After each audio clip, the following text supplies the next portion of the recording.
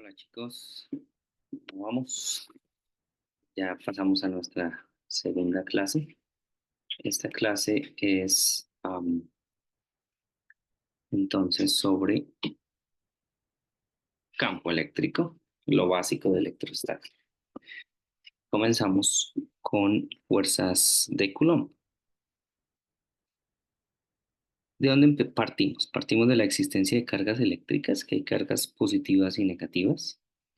Si tengo un par de cargas acomodadas en el espacio, voy a tener una fuerza de una sobre la otra. Y además, como es fuerza, es un vector, entonces voy a aplicar el principio de superposición. Los vectores se pueden sumar, etcétera. Si tengo varias cargas, un sistema de varias cargas. Esa fuerza, que se llama fuerza de Coulomb, tiene una magnitud y está dada por esta expresión, K1 Q2 sobre la distancia al cuadrado.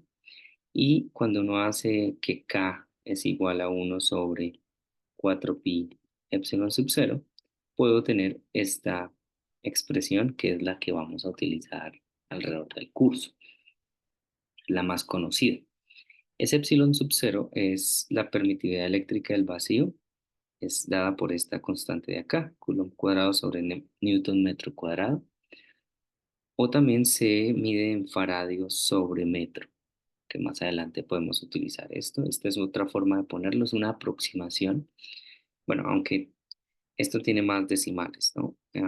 Esta es otra forma de verla. Vamos a ver en unos cálculos pequeñitos que me da unos valores en el resultado muy similares. La carga se mide en coulombs, pero el coulomb es muy grande.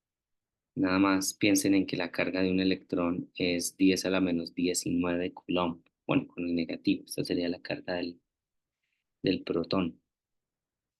Esa es solo la magnitud. La naturaleza vectorial se da en la siguiente manera. Si yo tengo un origen y tengo la carga 1 en una posición R1 y la carga 2 en una posición R2, ya vemos que el vector que sale desde R1, desde Q1 a Q2, que llamamos R12, que no es más que R2 menos R1, va a ser mi vector distancia que separa y voy a tener dos cositas. Lo primero es que la fuerza es lineal con la línea que une las dos cargas y tenemos el vector unitario que va a estar definido con el R12.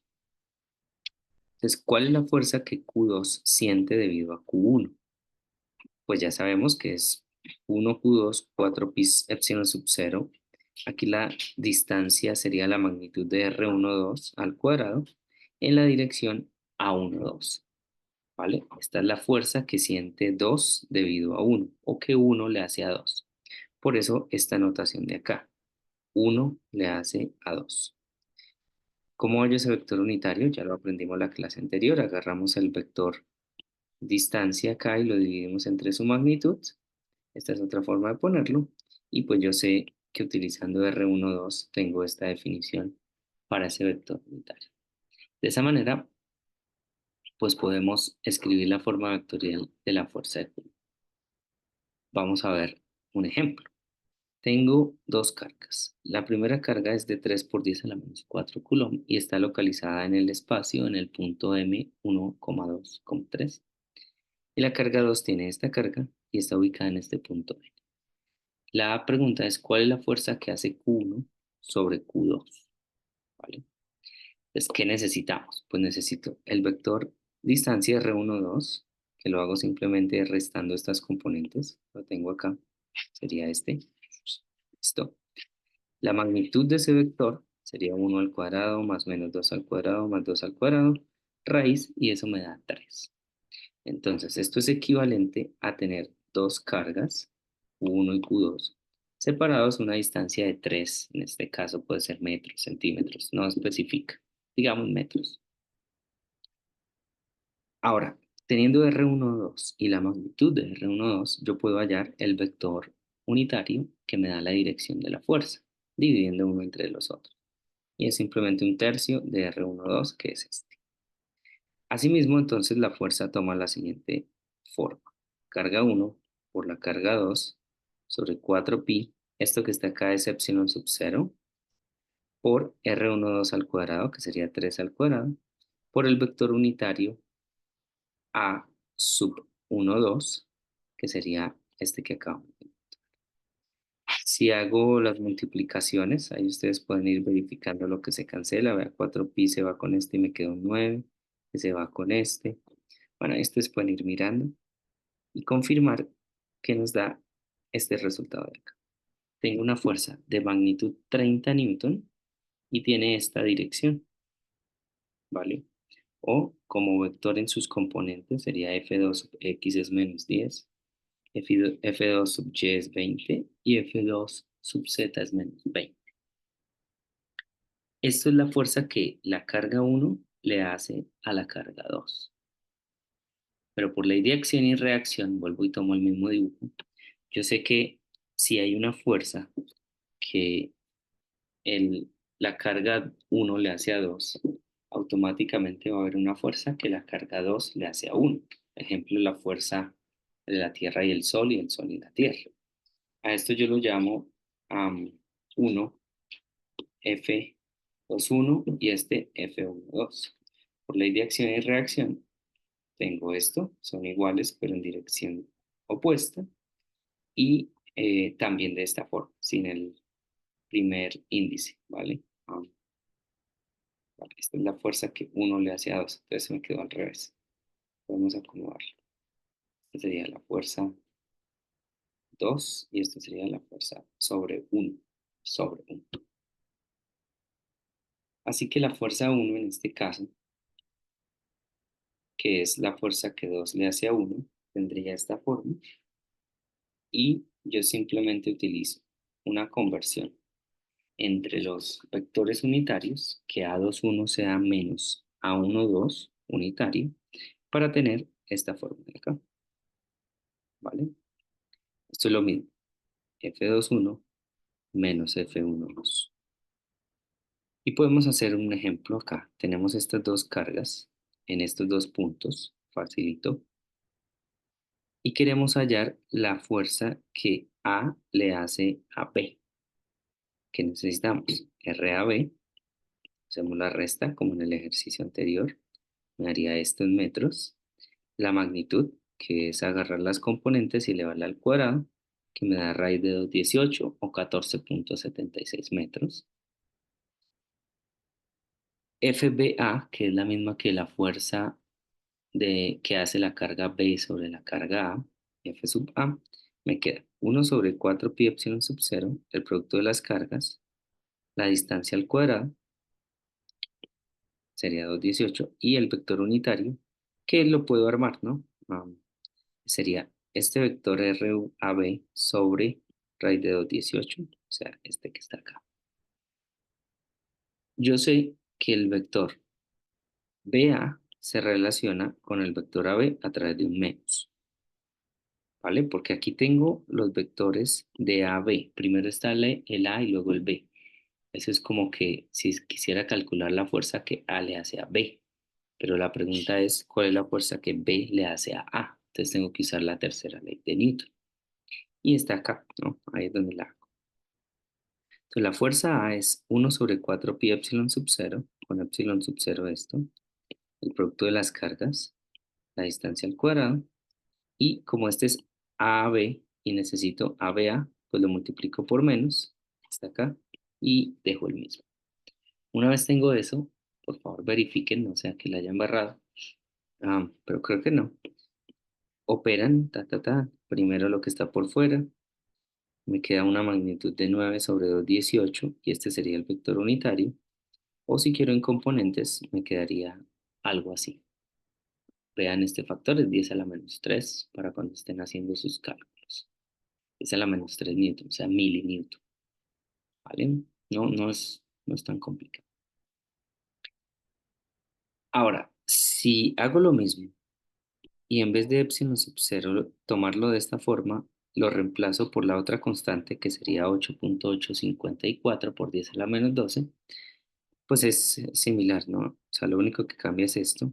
Llego, opero, multiplico y fíjense que Aquí tengo 30, 76, aquí 30, 72, 11, 18, 11, 17. Este es como el que más, bueno, el primero y el último son los que más cambian. De punto 16 a punto 13 y de punto 76 a punto 72. Pero esto es 10 a la menos 3. O sea, estamos diciendo que está cambiando en el quinto decimal, ¿vale? En el quinto decimal. Entonces la aproximación está bastante buena. ¿Qué conclusiones tenemos? Uno, hay que tener en cuenta la dirección pedida, porque puede haber un signo general que haga que nuestra respuesta sea errónea, específicamente en el vector unitario. Y la segunda conclusión con este ejemplo es que la constante epsilon sub 0 puede usarse a conveniencia como 10 a la menos 9 sobre 36 pi. Eso hace que se simplifiquen los cálculos, ¿vale? Eso en cuanto a la fuerza. Ahora miremos el campo eléctrico. De nuevo, recuerden chicos que puede parecer que voy rápido, pero es porque ustedes ya vieron un curso completo de esto. Entonces, pues bueno, cualquier cosa me van preguntando, si se les olvidó no importa. La idea es que podamos refrescar. Aquí con el campo eléctrico tenemos una analogía con el campo gravitacional. Imagínense que está la Tierra y está Chopper por acá, ¿vale? Si yo pongo a Chopper acá y lo dejo ir, él va a sentir una fuerza que lo ala hacia el centro de la Tierra. Si lo pongo acá, lo mismo, la fuerza va en esta dirección. Si lo pongo acá, en esta, si lo pongo acá, en esta. ¿Qué es lo que tenemos? Pues que Chopper va a sentir siempre una fuerza que dirige hacia el centro de la Tierra. Estos son vectores de fuerza, es decir, esto es un campo vectorial. ¿Qué pasa si yo cambio de Chopper a Gohan o a Goku? Pues no debería cambiar mucho. Y eso es lo que llamamos nosotros un objeto de prueba. Si quito la prueba, si quito el objeto de prueba, me quedo solamente con un campo vectorial. Entonces ya, en cada punto del espacio le voy a asociar un vector. Aquí el punto del espacio era este, aquí este. Y acá pues tengo varios puntos en el espacio, todos apuntando en la dirección del centro de la Tierra. Y la magnitud, si ven que el tamaño, yo hago unos más grandes que otros, el tamaño va a depender netamente de la distancia que hay del centro de la Tierra hasta el punto de interés. ¿Y qué es lo que sucede? Ese campo vectorial es el que llamamos nosotros gravedad o aceleración de la gravedad, el 9,8, solo que nosotros lo tomamos como un escalar, o sea, la magnitud, que es lo que llamamos aceleración de la gravedad. Pero si tenemos en cuenta la dirección, eso se vuelve un campo de gravedad.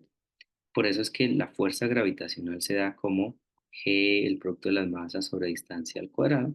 Por eso esto es M por G. Entonces, fíjense la forma que tiene. Si yo quiero el campo vectorial gravitacional, simplemente agarro la fuerza del objeto y lo divido entre la masa del objeto. En otras palabras, me estoy quitando de encima el objeto que es de prueba, ¿vale? Entonces, similarmente, en una configuración discreta, tenemos, en vez de G, voy a tener 1 sobre 4 pi epsilon sub 0. La masa de la Tierra la voy a cambiar por Q1. La masa del objeto, que es la masa de prueba, la voy a cambiar por Q prueba.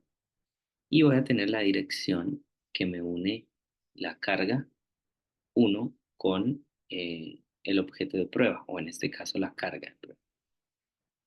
Factorizo, dejo la carga de prueba por fuera y a todo lo que está acá, que no es la carga, lo voy a llamar campo.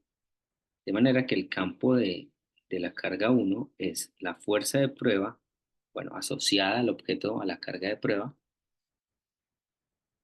dividido en la carga de prueba, que me va a dar esto. Y en general, pues tengo que el campo es la fuerza dividido en la carga de prueba. Y entonces una carga Q que está en el origen, en un punto P, ¿vale? Si yo pongo el punto P acá, que está a una distancia R del centro de Q, con este vector unitario A sub R me va a producir este campo.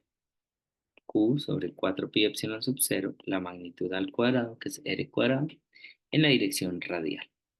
Piense que esto es 1 sobre R cuadrado, o sea, decae.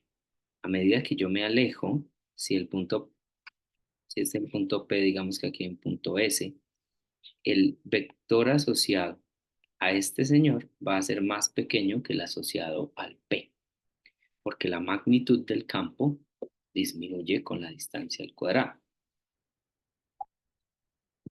Bien.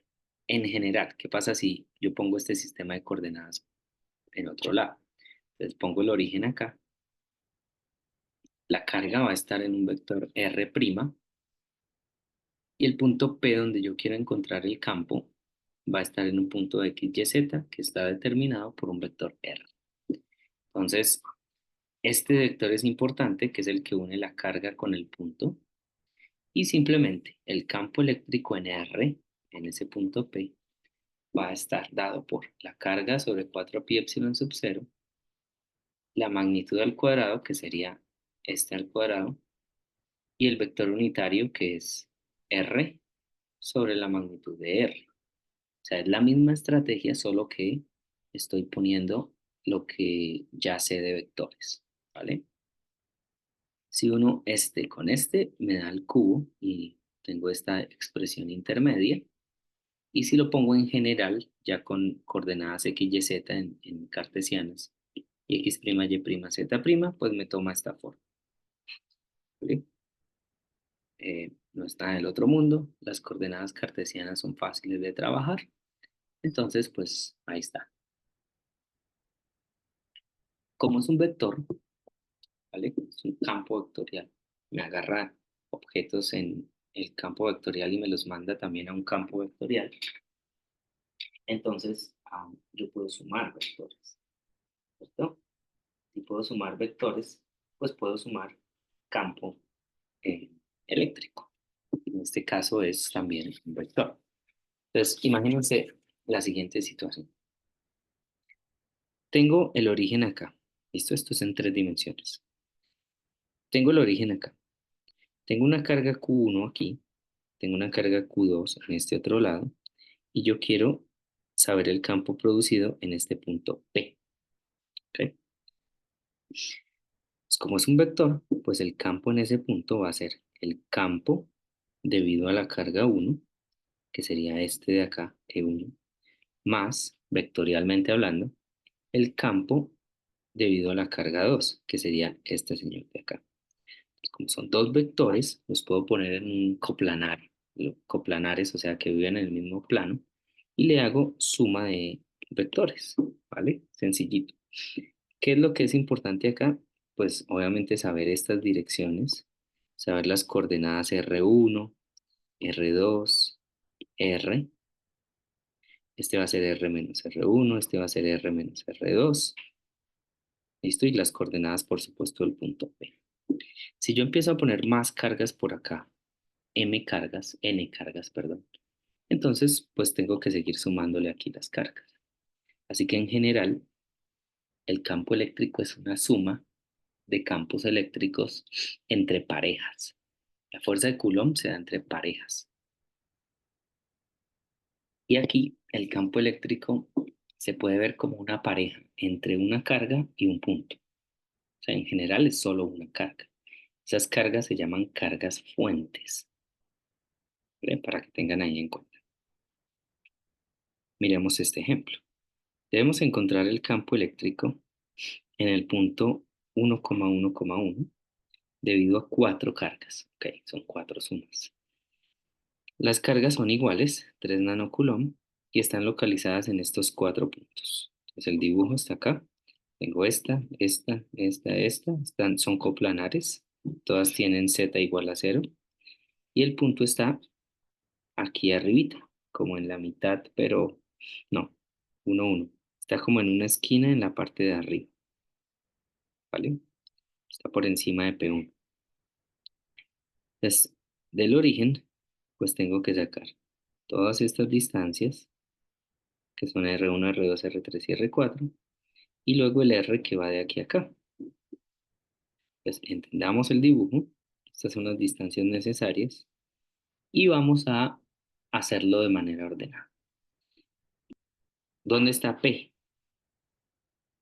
Entonces, P está acá, a X, a Y, a Z, porque es 1,1,1. El R1 pues está en la carga 1, que está en 1,1,0. O sea, es X y Y en Z es 0, el R2 es menos X más Y, R3 es este, R4 es este, y luego empezamos a hacer las restas. Este menos este me da Z,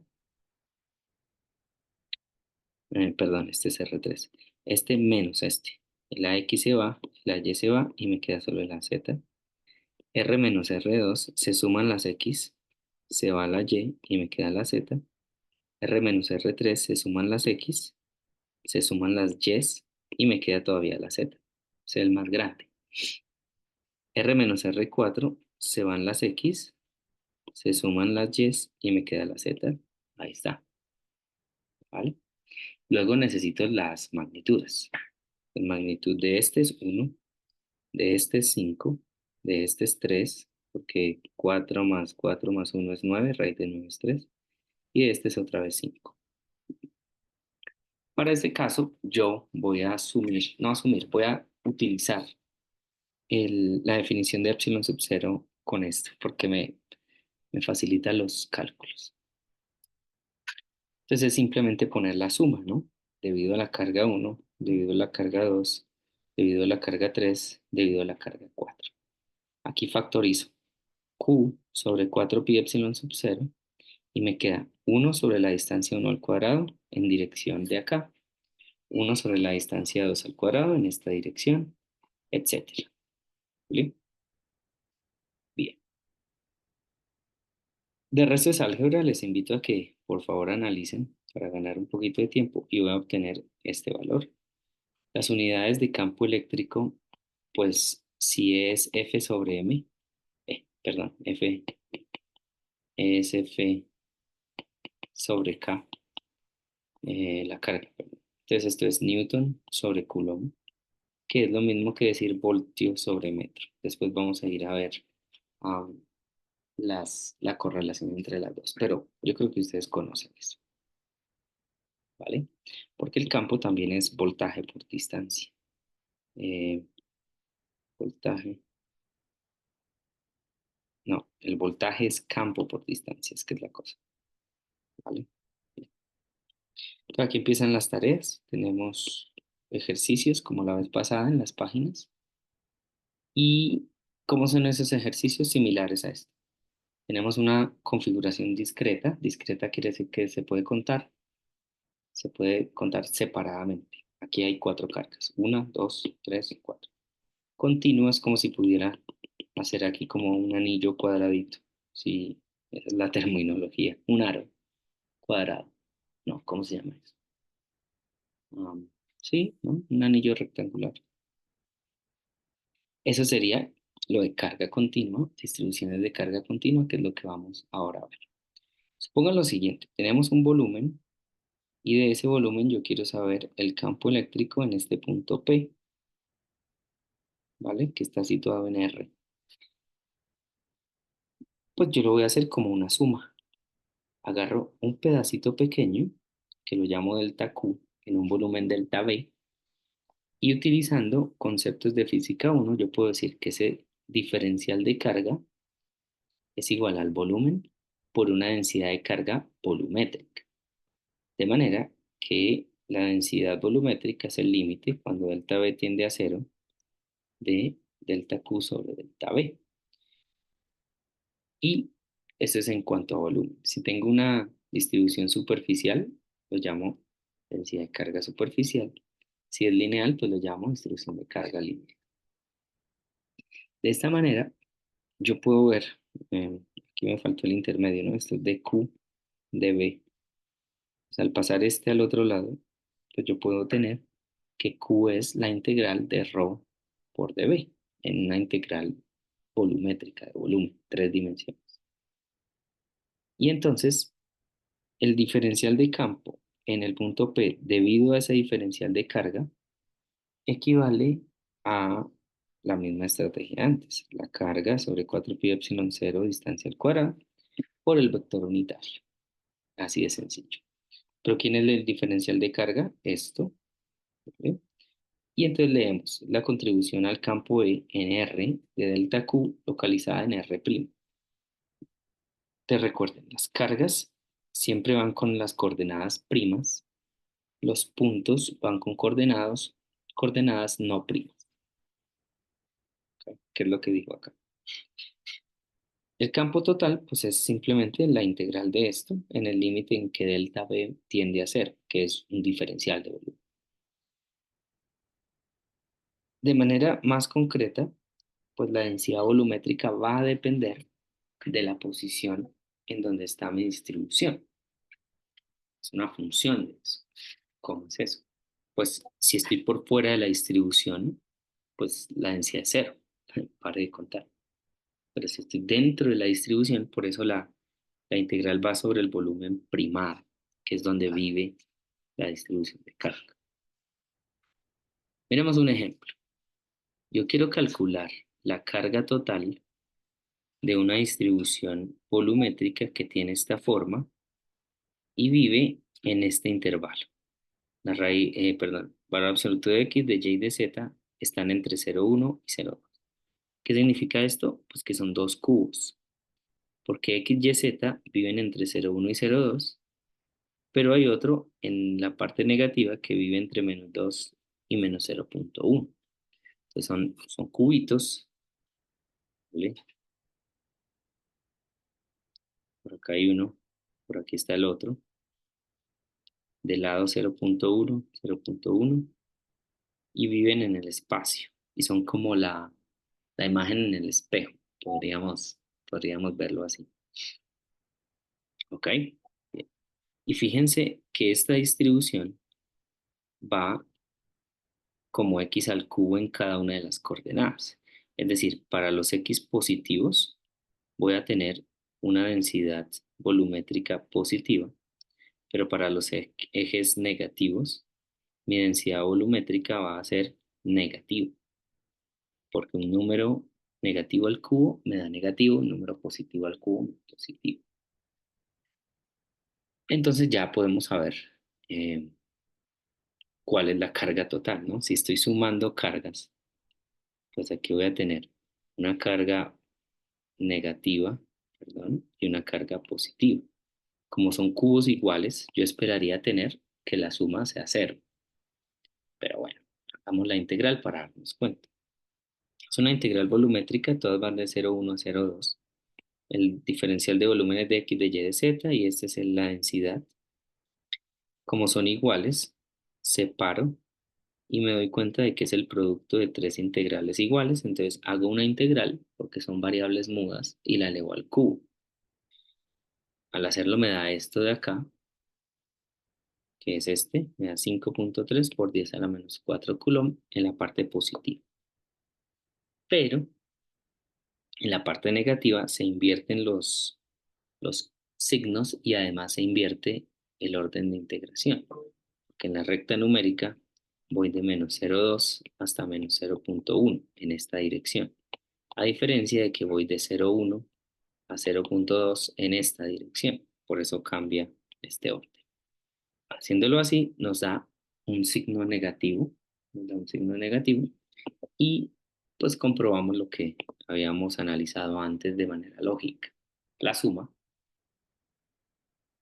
es igual a cero. Más tarea. Siguiendo con distribuciones de carga, eh, ahora vamos a analizar un par. La primera es una línea. Este es el plano, perdón, el espacio en tres dimensiones.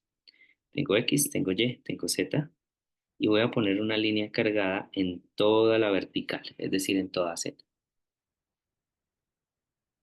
Como es una línea, voy a utilizar la, la densidad de carga lineal. ¿Ok? Agarro un pedacito, este es el pedacito, y la densidad de carga lineal es la densidad, perdón, la carga, la diferencial de carga es la densidad de línea por el pedazo de línea, por lo que mide la línea que es de Z. ¿Ok? ¿Cómo es eso? Pues tengo una línea, yo una línea la voy a ver como la suma de muchas líneas pegadas una tras otra. Solo que una suma en el límite infinito es una integral.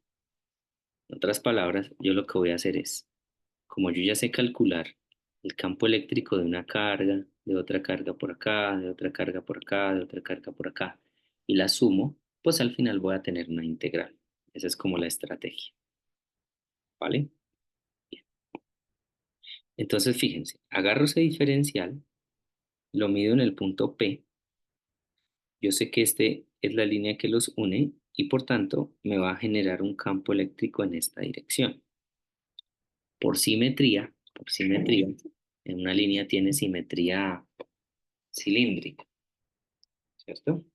Porque si me paro acá o si me paro acá, voy a tener la misma distancia y como es una línea infinita, pues voy a tener el mismo campo, ¿vale?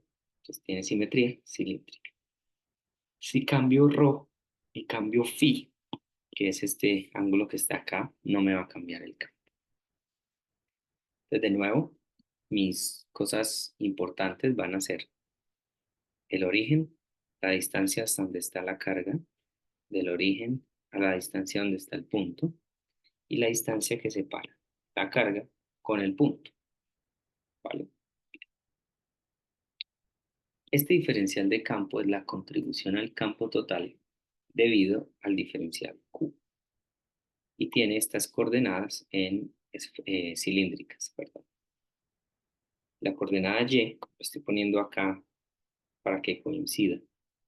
Si hubiese puesto el P acá, pues hago el Y acá y ahí ya me coincide otra vez. Voy a decir que la dirección a ρ es la misma dirección a Y. Conveniencia. Esto es lo que les decía. Miremos más simetría.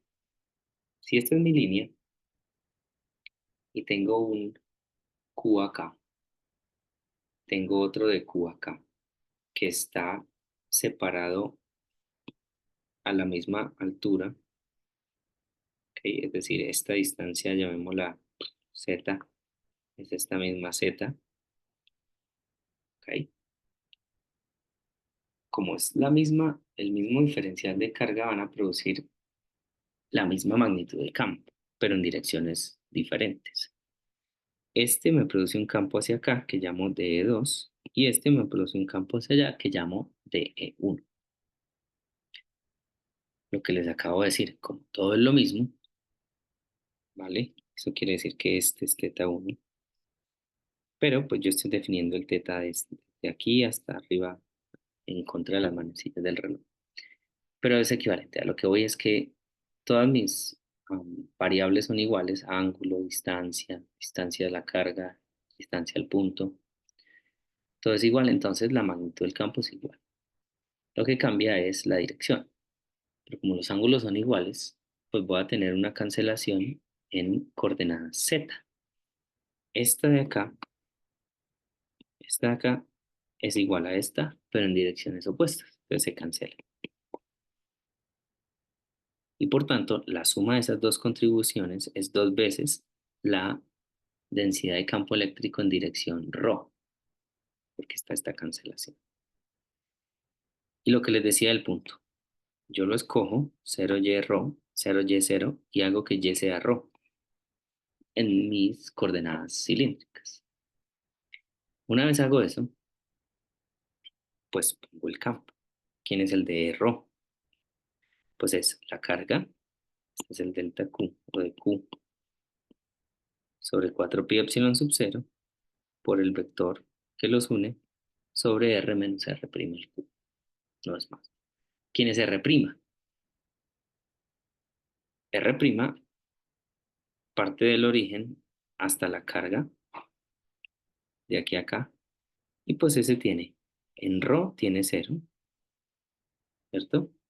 En z va a estar a una distancia z' porque es la carga y en phi tiene 0 porque estoy en el origen. El r, que es desde el origen hasta acá, pues tiene 0 en x, y en ρ en y 0 en z, que es esto. Hago la diferencia, calculo la magnitud y vuelvo y pongo acá. Entonces es sencillo ver esto. Fíjense que acá estoy cancelando otra vez el z, lo estoy haciendo en general, pero como yo ya sé que voy a integrar esto, fíjense que si integro esto, voy a tener una función par en el denominador y una función impar en el numerador.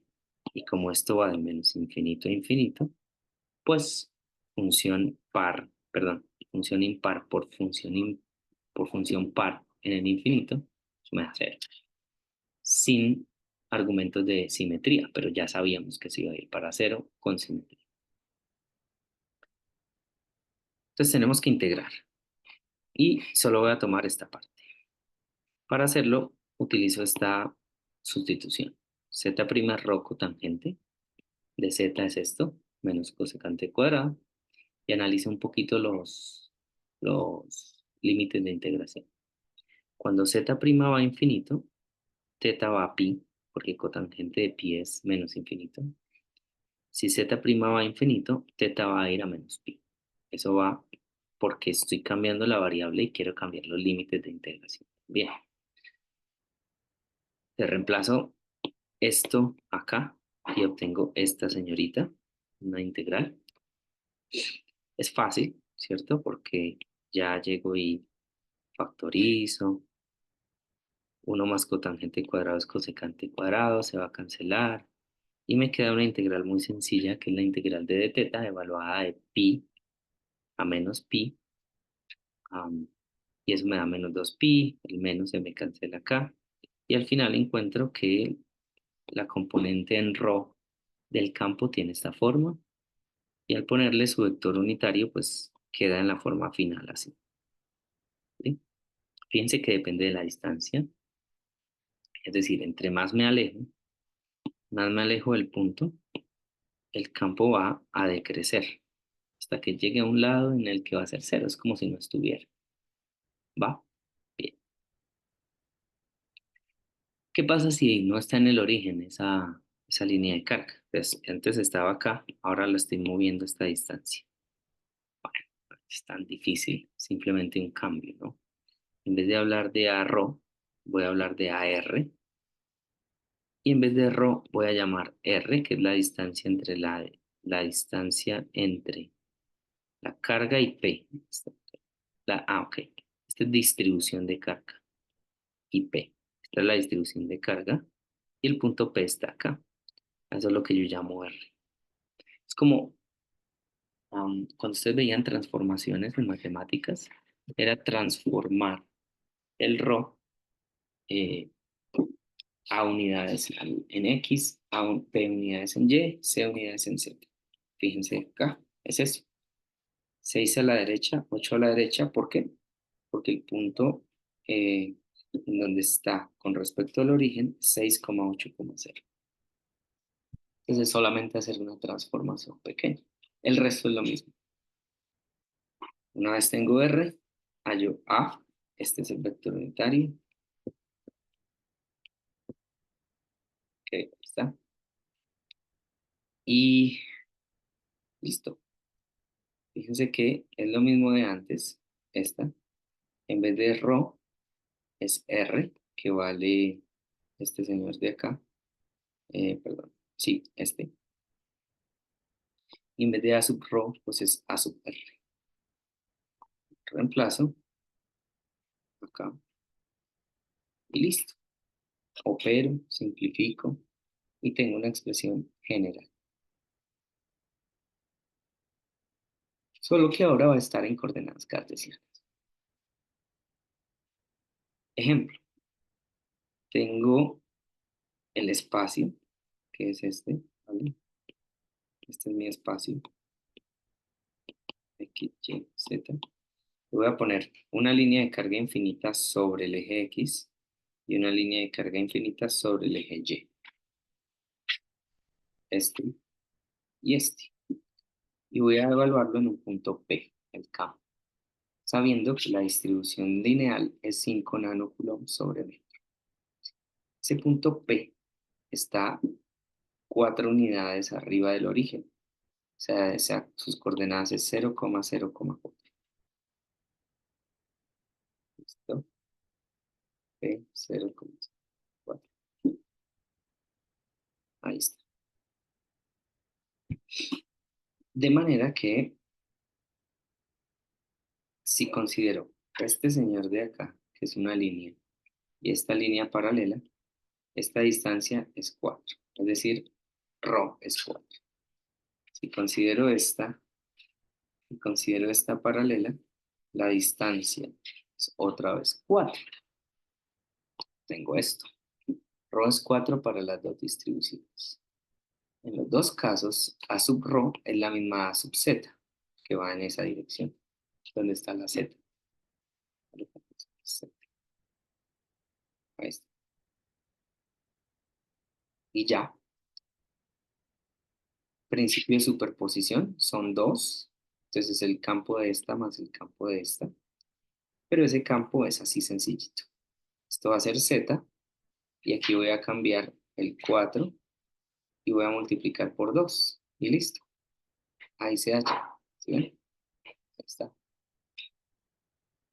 Poniendo números me da 45 voltios sobre metro en dirección Z. No es complicado. Hacer el otro ejercicio. Página 5. Miremos ahora un plano. ¿Qué es un plano? Un plano es poner muchas líneas juntas. Si pongo muchas líneas juntas, tengo un plano. Como ya sé cuánto es una línea, pues hago la integral sobre una línea y tengo el plano. Sencillo, ¿no? Esa es la estrategia. Como es un plano, tengo que hablar de densidad superficial. Voy a agarrar un pedacito, fíjense que esto no es una línea, sino más bien una cinta, diría yo. Esa cinta tiene una densidad superficial que es la diferencial de carga sobre el área, ¿vale? Y a su vez tiene una densidad lineal. Cuando tomo de Y muy pequeñito, se me vuelve lineal y está relacionada pues obviamente con densidad lineal, que es igual a la densidad superficial por una distancia. ¿Cómo es eso? Densidad superficial es densidad, eh, es carga por área, que es X por Y. Si lo multiplico por X, pues voy a tener delta Q sobre Y, que es una densidad lineal. Por eso tengo una densidad lineal como el producto de la densidad superficial por un dy'.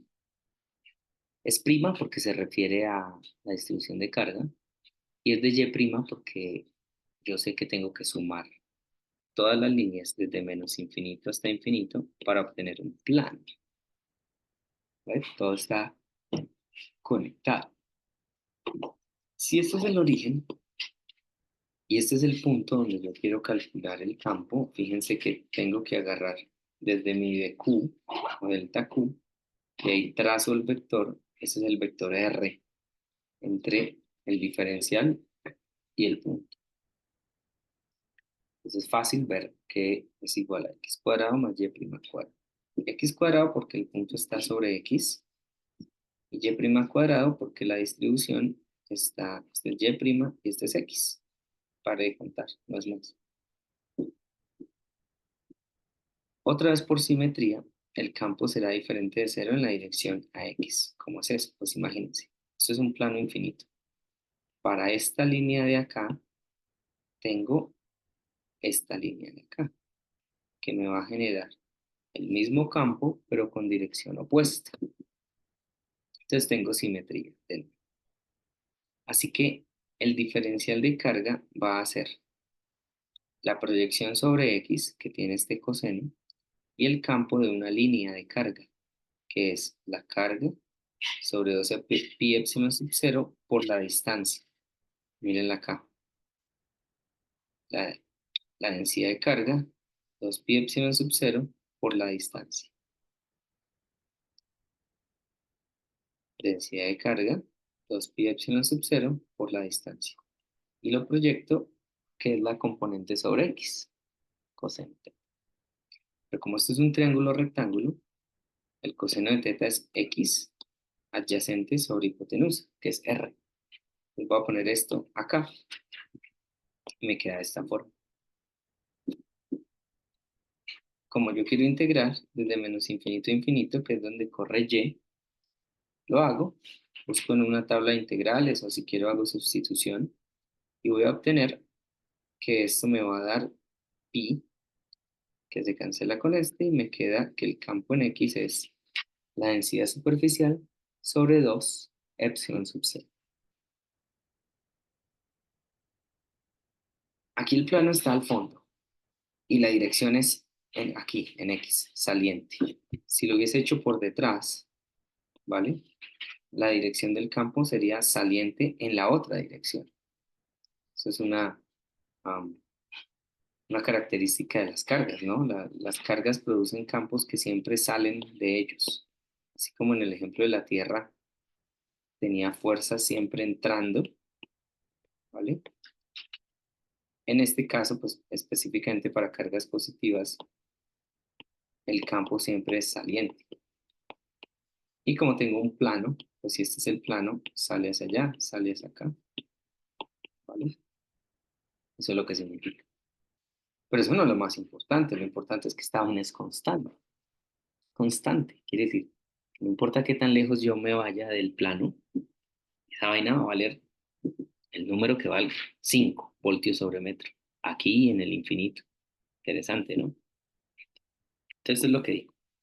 Para simplificar eso, uno hace es la definición de un vector unitario que es normal y además saliente de la superficie.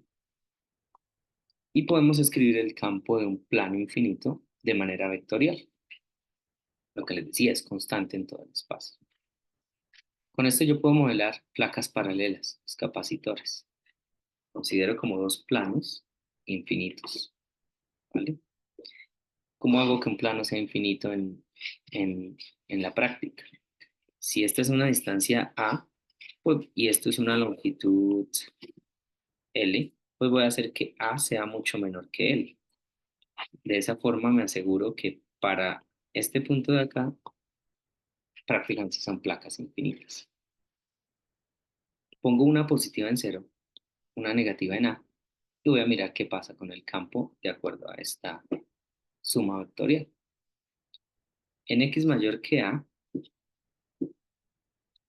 el positivo va para allá y el negativo viene porque entra, cambia la dirección del vector. En el caso de acá, del positivo salen y al negativo quieren llegar. O sea, hay otra cancelación. Por cada una hay otra que sale. Y acá, en el intermedio, del positivo salen y al negativo llegan. O sea, hay una suma. Y eso es lo que pongo acá. Acá hay cancelación en esas dos regiones, x mayor que a, x menor que cero. Y en la región intermedia se van a sumar. Y me queda entonces que el campo eléctrico entre placas paralelas es la densidad de carga sobre epsilon sub 0. En dirección X, que para nuestro caso pues es dirección normal. Más ejercicios, son muchos, son fáciles. Yo he hecho algunos, parte A, ustedes les dejan la parte B. Terminamos con esto, las líneas de campo. Las líneas de campo no son más que una visualización del campo eléctrico. Si yo tengo una carga puntual y yo quiero poner mis vectores de campo eléctrico de esta manera, este estaría erróneo porque no tiene una simetría, ¿vale? Si no es el campo de una carga positiva. Este está muy bien. ¿Qué característica tiene? Que entre más cerca, recuerden que esto va como 1 sobre r cuadrado. Entre más cerca el campo debe ser más grande, entre más lejos el campo es más pequeño. Y aquí lo ponen como vectores, grandes o pequeños. Sirve, ¿no? Otra forma que tienen es hacerlo así, que van difuminando, ¿vale? Puede tener la misma magnitud, pero es menos gruesito y es más clarito. Pero esto puede llevar a malentendidos, ¿vale? Entonces el mejor es este. Y también está este, que son las líneas de campo. Estas son líneas de fuerza de campo eléctrico. Uepa, lo moví algo. Y estas son las líneas de campo. Es la unión de estas, si se fijan. La unión. Unir esto, unir esto, unir esto, unir esto, unir esto. Y en vez de hablar de tamaño de vectores para saber la intensidad del campo, voy a hablar de densidad de líneas. Si yo agarro este pedazo acá, por ejemplo, agarremos este, ¿vale? ¿Cuántas líneas atraviesan esa superficie? Llamémosla 3. O sea, la densidad de líneas es pequeña. Sin modificar nada, y ahora lo muevo por acá más lejos, ¿cuántas líneas de campo la van a atravesar? Una. Entonces, a medida que me alejo, hay menos líneas de campo y además la densidad de líneas, o en otras palabras, qué tan cerca está una de la otra, me da algo de información de la magnitud del campo. Esas son las líneas de campo, ¿vale? Am, Hagamos una pausa acá. Hay una simulación en la que yo puedo ver. Vale. Esperemos que cargue. Si es que carga. Alcanzó a ver un poquito, ¿no? Ahí está. Yo quiero ver las líneas de campo. Pero no me deja. Ah, ya no aparece. No sé por qué. Se perdió la animación. Ok. Sí, no me está dejando. Ok. Bien. Pues acá tengo visualizado. Miren, a medida que me acerco, crece. Esta por ser negativa va en favor. Y aquí pues es infinita. Si pongo, en vez de una carga negativa, le pongo una positiva, pues voy a ver que efectivamente a medida que me alejo, decrece, a medida que me acerco, crece. ¿Ok? No sé por qué no me está mostrando, qué lástima. Bueno, démosle aquí reiniciar. Vamos a ver. No, no me muestra. De pronto al compartir no funciona. Bien, pues eso es en cuanto a líneas de campo. Sigamos. Eso es una visualización de dos dimensiones de algo que es en tres. Ya uno lo que usualmente hace es sacar rebanadas. Es decir, para un EZ um, constante, pues yo lo puedo normalizar y decir esto vale cero. Y ahí es donde estoy viendo la línea, perdón, la línea de campo. Entonces, si este es un ejemplo de, de líneas de campo, yo puedo más o menos saber la ecuación de esas curvas. En un punto en particular, eh, recordando allá matemáticas, cálculo uno, pues yo puedo descomponer esto en sus componentes primero y segundo, analizar la pendiente de la recta tangente. La pendiente es simplemente la derivada de y con respecto a x en ese punto. Y en ese punto, pues también utilizando delta y sobre delta x, también equivale a la pendiente, ¿cierto? Diferencial y esto más finito. Si yo conozco la forma matemática del campo, pues yo puedo resolver una ecuación diferencial. Y esa ecuación diferencial es la que me da la curva de estas líneas de campo. Ejemplo, como ya hicimos la línea y sabemos que es fácil, vamos a decir que la densidad lineal es esta para cancelar ese factor. Y vamos a encontrar las ecuaciones de las líneas de campo de una línea de carga. Este es el campo. Rho sub L lo hago igual a este para que se me cancele. Y me queda simplemente 1 sobre ρ en A rho. Como yo ya sé convertir cilíndricas a cartesianas, lo hago, ¿vale? Y ya tengo E sub x, E sub y puedo calcular la pendiente, que es la misma ecuación diferencial, y separación de variables. Y voy a encontrar que la solución es esta. ¿Sí? Y es igual a cx. Esto es una línea recta. Esa línea pues tiene una constante que tengo que saber y está asociada a un punto. Así como aquí este es un punto, pues necesito un punto P para evaluar mi ecuación de línea de campo. Entonces, si agarro este punto, obtengo C, y una vez tengo C, lo vuelvo a meter acá y obtengo la ecuación. Esta es una ecuación de una línea recta, negativa, etcétera.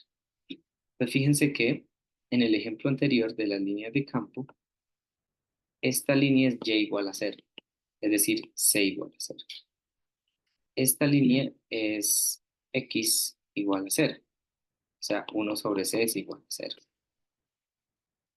Esta línea es y igual a x, entonces c es igual a 1. Y esta línea es y igual a menos x, o sea, c igual a menos 1. Para cada punto en especial yo tengo una línea de campo asociada a ese punto. Y listo. Entonces, más problemas, aparte de estos de ejercicios que tienen la solución ahí, bueno, no la solución, la respuesta. Vamos a tener los problemas al final del capítulo. 1, 2, 3, 4, 5, 6, más estos que son 7. Entonces son 13 problemas que tienen que hacer para no el próximo lunes, sino el siguiente. Estamos hablando de que ayer fue primero, ah, para el 15, creo. Entonces, si ya acabaron de hacer los del capítulo anterior, entonces pueden comenzar a hacer este. Vale, chicos, pues ya estuvo. Nos vemos.